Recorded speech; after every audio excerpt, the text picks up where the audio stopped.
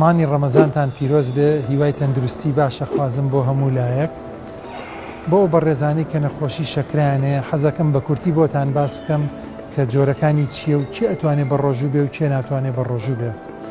نەخۆشی شەکرە ئەوەی جۆری یەک هەیە، ئەوانەی کە هەرزەکارن یان ناڵن کە پێویستیان بە دەرزی ئینسۆلینە 2 ڕۆژ لە ڕۆژێکا 2 جار 3 جار 4 جار بەکاری بێنن. ئەم بەڕێزانە نابێ بە ڕۆژوو بن، چونکە ئەگەری مەترسی زۆر هەیە لە سەر ژیانیان ئەگەر ئاو نەخۆنەوەیە چارەسەرەکە بە کەمی یا بە زۆری بەکاربێنن.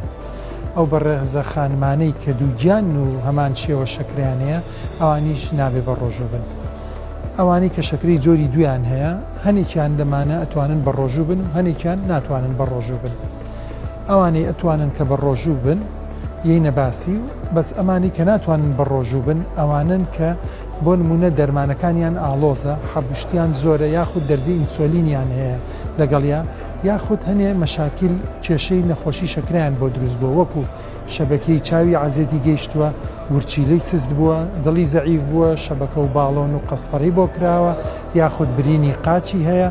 ئەم بەڕێزانە نابێ بە ڕۆژوو بن، ئەبێت ڕێنمایی پابند بن بە ڕێنماییە پزیشکەکانەوە.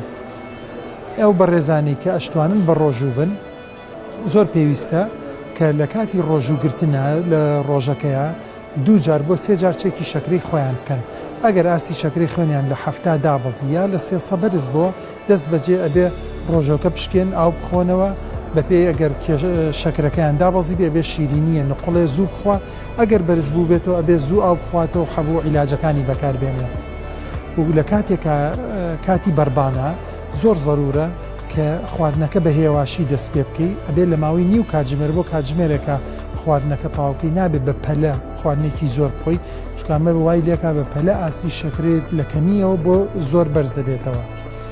و لە هەمان شێوەیە لە دوای بەربانگە زۆر زەرورە دوای ئەو کەسە کە نانی خوارد نیو سەعات واتە 30 خولەک بتوانێت بە پێ بجوڵێ جوڵە بکە لەسەر ئەوە نەنوێت یەکسەر، چکە خواردنێکی زۆری وەرگرتو جوڵێ بکە زۆر باشە و هەوڵ بن کە زۆر لە بینی بەربان بۆ پاشێ و ئاو زۆر بخۆنەوە بۆی بۆ ڕۆژەکە دوای تینوتان نەبێت و هیچ زیانێکتان پێ نەکا و هیوای تەندروستی باشتان بۆ خوازم و ئینشاءڵڵا ڕۆژووتان قبوڵ بێت و سەلامەتە بن.